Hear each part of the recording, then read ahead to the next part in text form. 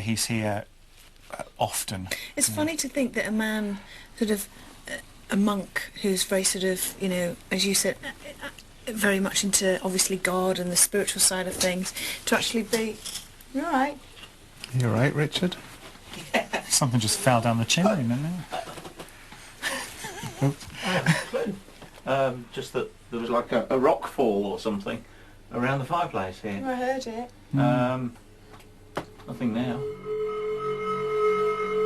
The building's first floor has previously caused uproar amongst those who have stayed here, but one corner remains a cottage, well in name if not in nature.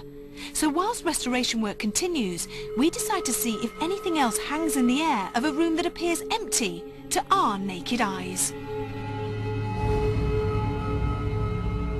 There's one man. I don't know if he goes through the entire house because I want to actually go right through the house, but on this level now. He's quite tall, and he's appearing not menacing. He's not evil or anything like that, but very authoritative. Okay, I've got him on a horse coming this way, and it seems like a daily or kind of every couple of days event. So he's on a horse, so I reckon he didn't live here, he'd lived somewhere near here. He's wearing black, he's wearing all black. He's got hair that goes here, just here, at the top, but just at the side there's hair, but he's got more hair on his face than he has in his head, I'm being told. Which isn't very polite, I think. So he's bald here? Yeah. They show him his skull and crossbones. Oh. Is he a pirate? Yeah, I was going to say that immediately means piracy, but... It doesn't mean to me. They show me his skull and crossbones on a poison bottle. Right. So maybe poison. Poison? Right. Wait, oh, so he was poisoned, maybe? Yeah. He doesn't seem to associate with the monk at all, so it's a completely different time. It feels more Victorian than anything. It's a completely different time period. But he is more of a noisy one. He's more of a noisemaker. It's funny because comparing the two, they're both very strong energies, but they're completely, for me, different to work with. He's a bit more hard to pin down, in a sense, because he is moving swiftly right through the place. Whereas the monk is a stronger, harsher energy, really, maybe because of the devotion thing. Yeah. Should we move on? So we appear to be amongst the astrals of two men, separated by time and fate. And despite secret tunnels and doorways, poison remains the key ingredient behind modern literature's biggest mystery. For it was here, at the old Church House Inn, that the journalist Bertram Fletcher Robinson often drank. His name is now known as the possible author of The Hound of the Baskervilles, work currently credited to his former friend Arthur Conan Doyle. Yet shortly after its publication in 1902, 36-year-old Robinson died in the most mysterious of circumstances, and a debate still rages. Was he the victim of poison? And a century on, investigators finally hope to resolve this staggering story by exhuming Robinson's remains from his neighbouring grave sometime in 2006. But for now, we move through to the same bedroom that has scared sleepers in the dead of night.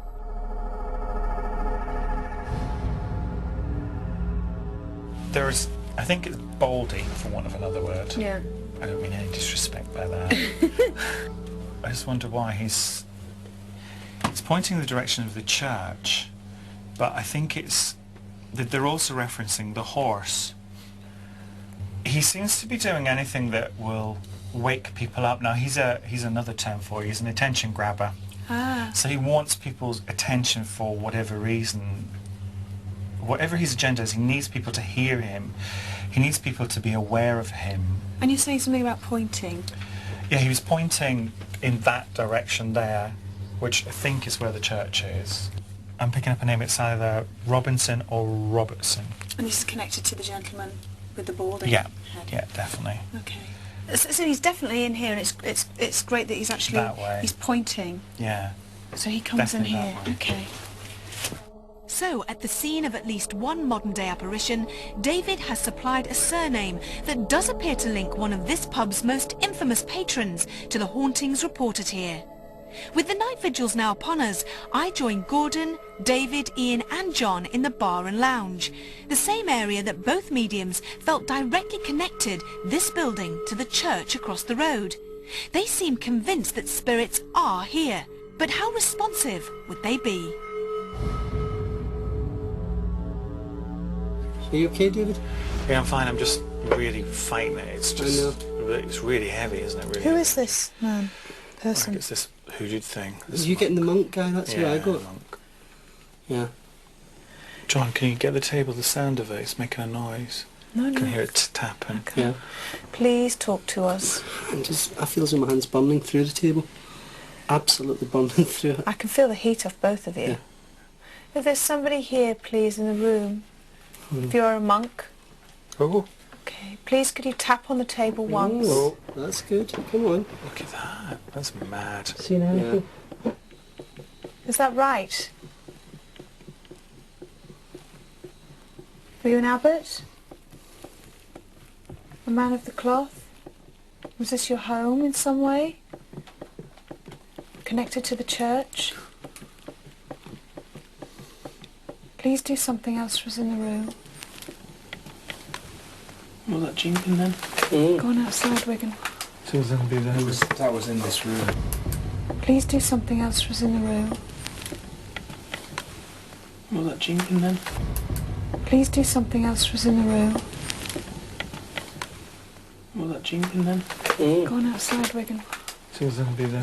That was in this room. Yeah. I don't think so. I think it was outside. Yeah, I think it was. Oh, Oh, this is still moving. That's great. Good. Please. I've never seen it do this. I'm very intrigued. Can you move something else in this room? So, yeah, it's definitely somebody walking in there. I Yeah. can see that.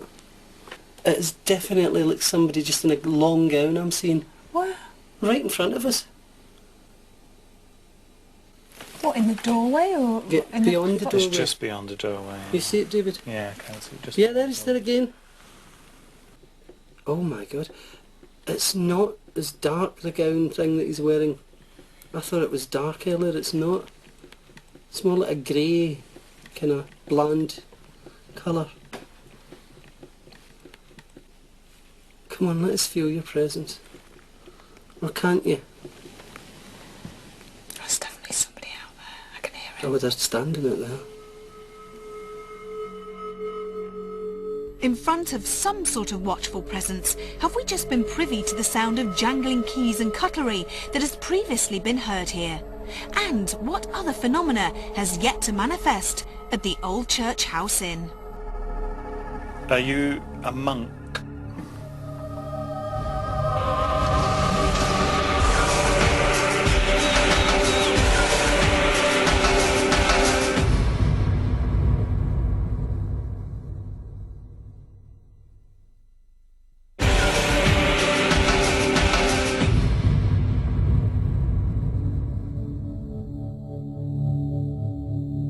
Most Haunted's night vigils at Devon's Old Church House Inn may have begun in a sedate fashion, but Gordon, David, Ian, John and I all feel sure that we aren't alone amongst the timbered surroundings of the ground floor lounge.